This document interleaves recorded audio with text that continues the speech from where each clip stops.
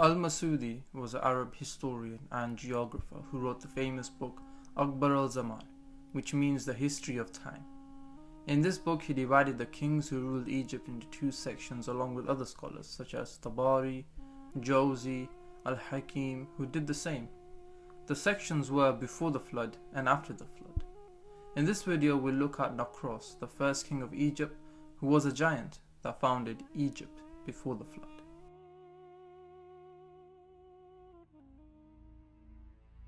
Here's how the story goes in the Akbar al-Zaman. The first to reign in Egypt before the flood was King Naqraus.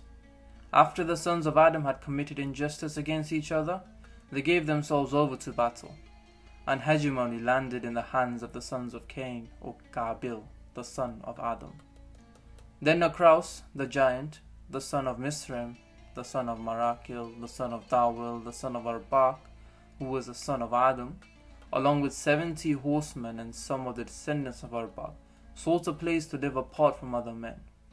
They were considered to be giants, and they wanted to get away from the war and bloodshed that had taken place between the sons of Adam. This company then walked until they had reached the Nile, and then they walked along the river, and having seen the extent of the country and its admirable beauty, they said, "This is a country with crops and fruits," and they made their home there. This is the race that built the tallest buildings and the most magnificent of monuments.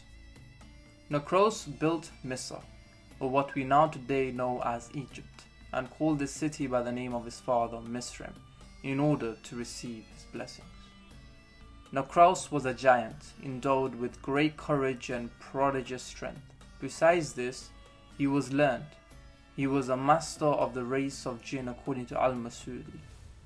However, Al-Masudi doesn't say what power he had over the Djinns, but later down the video you'll understand that some of the inventions he built could have been possible with the help of the Djinns.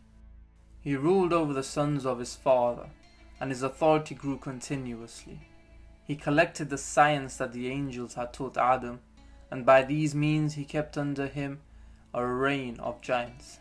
His companions, who built monuments, erected high towers and executed wonderful works, which produced talismans, exploited the mines, and tamed the kings of the earth all around them.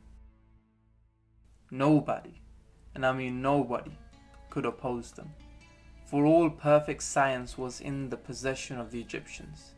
Their secrets are engraved on stones, which meant that they were an immensely advanced civilization that ruled with technologies that were far beyond the people of their period. Consequently, King Naqraus ordered the building of a city called Asmus. He erected buildings whose height was 100 cubits, around maybe 100 feet, 150 feet. They sowed and they cultivated his territory. He also built other cities and other towns, and he settled in them men who had found their way into the land of Egypt. The inhabitants of these cities channeled the Nile and brought its water near their homes.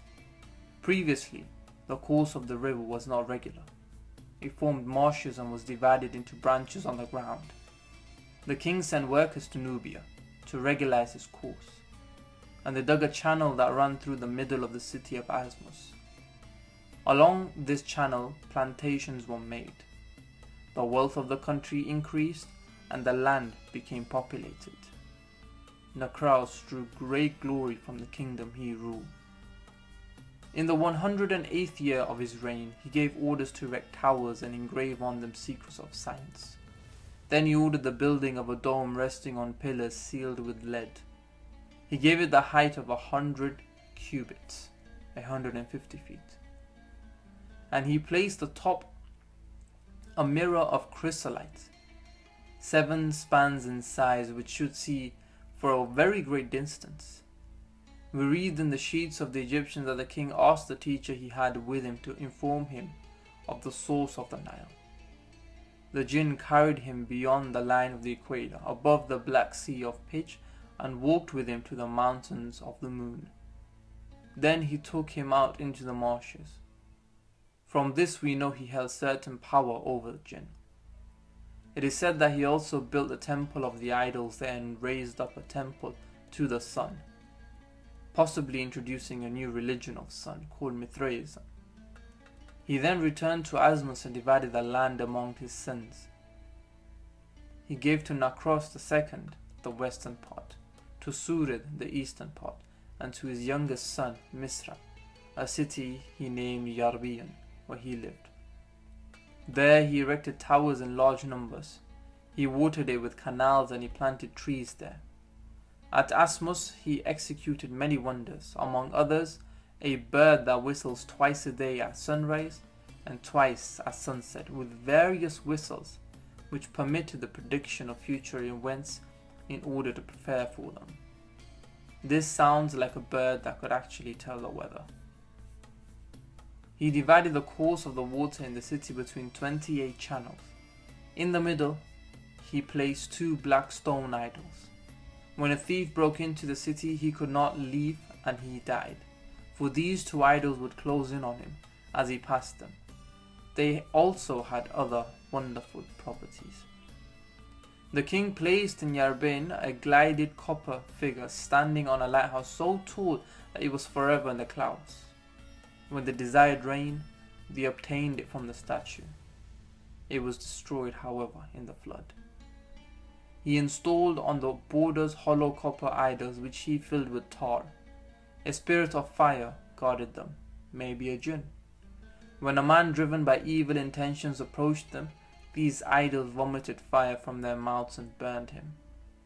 The boundaries of the countries to the west side of Egypt were at a distance of several days' journey, and all that space was filled with palaces and gardens.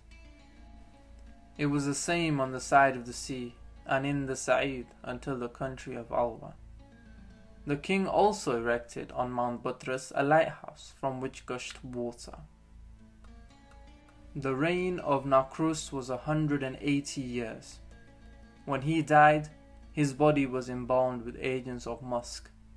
They laid him in a gold coffin and they made him an ark coated with gold, in which were placed with him treasures that cannot be assessed, precious stones of all kind, chrysolite figures, various gems in gold or in color, worked with utmost perfection. They engraved on his tomb the date of his death, and all that they placed were talismans to repel reptiles and vermin from the edifice, and anyone who would dig up his grave, be it man or jinn. Thank you for watching, guys. This is Mythical Middle East Mythos. Take care.